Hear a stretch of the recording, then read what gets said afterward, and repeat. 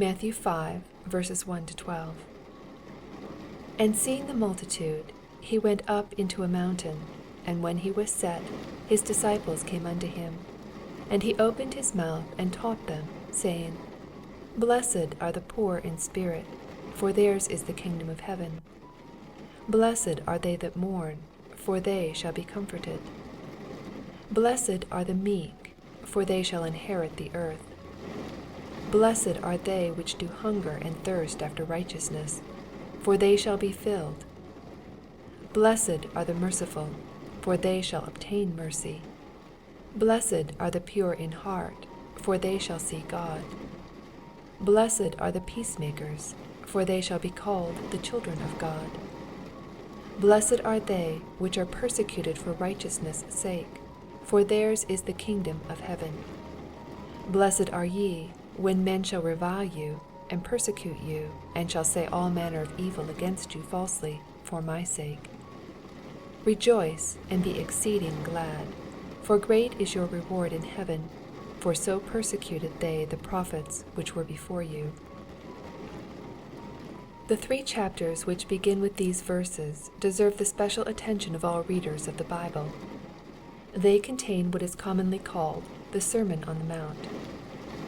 Every word of the Lord Jesus ought to be most precious to professing Christians. It is the voice of the chief shepherd. It is the charge of the great bishop and head of the church. It is the Master speaking. It is the word of him who spake as never man spake, and by whom we shall all be judged at the last day. Would we know what kind of people Christians ought to be? Would we know the character at which Christians ought to aim? Would we know the outward walk and inward habit of mind which become a follower of Jesus? Then let us often study the Sermon on the Mount. Let us often ponder each sentence and prove ourselves by it. Not least, let us often consider who they are that are called blessed at the beginning of the sermon. Those whom the great high priest blesses are blessed indeed. The Lord Jesus calls these blessed who are poor in spirit. He means the humble and lowly minded and self-abased. He means those who are convinced of their own sinfulness in God's sight. These are they who are not wise in their own eyes and holy in their own sight. They are not rich and increased with goods. They do not fancy they need nothing. They regard themselves as wretched and miserable and poor and blind and naked. Blessed are all such. Humility is the very first letter in the alphabet of Christianity. We must begin low if we would build high. The Lord Jesus calls those blessed who mourn. He means those who sorrow for sin and grieve daily over their own shortcomings. These are they who trouble themselves more about sin than about anything on earth. The remembrance of it is grievous to them. The burden of it is intolerable. Blessed are all such. The sacrifices of God are a broken and contrite spirit. One day they shall weep no more. They shall be comforted. The Lord Jesus calls those blessed who are meek. He means those who are of a patient and contented spirit.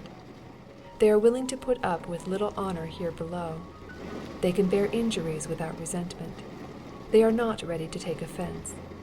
Like Lazarus in the parable, they are content to wait for their good things. Blessed are all such. They are never losers in the long run. One day they shall reign on the earth. Revelation chapter 5 and verse 10. The Lord Jesus calls those blessed who hunger and thirst after righteousness. He means those who desire above all things to be entirely conformed to the mind of God. They long not so much to be rich or wealthy or learned as to be holy. Blessed are all such. They shall have enough one day. They shall awake up after God's likeness and be satisfied. Psalm chapter 17, verse 15. The Lord Jesus calls those blessed who are merciful. He means those who are full of compassion towards others. They pity all who are suffering either from sin or sorrow and are tenderly desirous to make their sufferings less. They are full of good works and endeavors to do good. Blessed are all such. Both in this life and that to come, They shall reap a rich reward. The Lord Jesus calls those blessed who are pure in heart. He means those who do not aim merely at outward correctness, but at inward holiness. They are not satisfied with a mere external show of religion.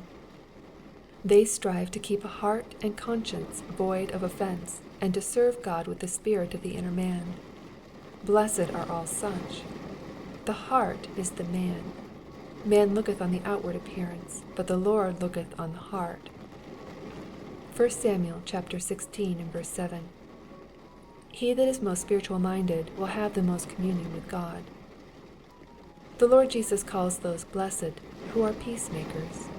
He means those who use all their influence to promote peace and charity on earth, in private and in public, at home and abroad. He means those who strive to make all men love one another by teaching that gospel which says, "Love is the fulfilling of the law." Blessed are all such. They are doing the very work which the Son of God began when he came to earth the first time, and which he will finish when he returns the second time. Lastly, the Lord Jesus calls those blessed who are persecuted for righteousness' sake. He means those who are laughed at, mocked, despised, and ill-used, because they endeavor to live as true Christians.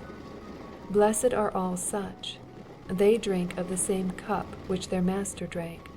They are now confessing him before men, and he will confess them before his Father and the angels at the last day. Great is their reward. Such are the 8 foundation stones which the Lord lays down at the beginning of the Sermon on the Mount. 8 great testing truths are placed before us. May we mark well each one of them and learn wisdom.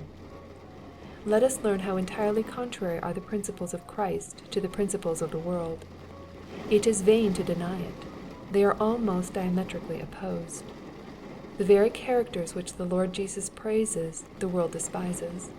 The very pride and thoughtlessness, and high tempers and worldliness, and selfishness and formality, and unlovingness, which abound everywhere, the Lord Jesus condemns. Let us learn how unhappily different is the teaching of Christ from the practice of many professing Christians.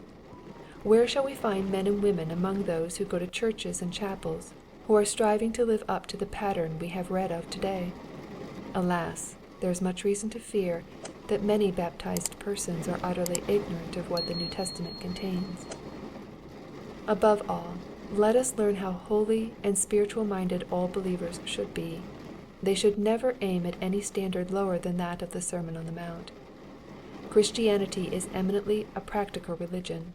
Sound doctrine is its root and foundation, but holy living should always be its fruit. And if we would know what holy living is, let us often bethink ourselves who they are that Jesus calls blessed.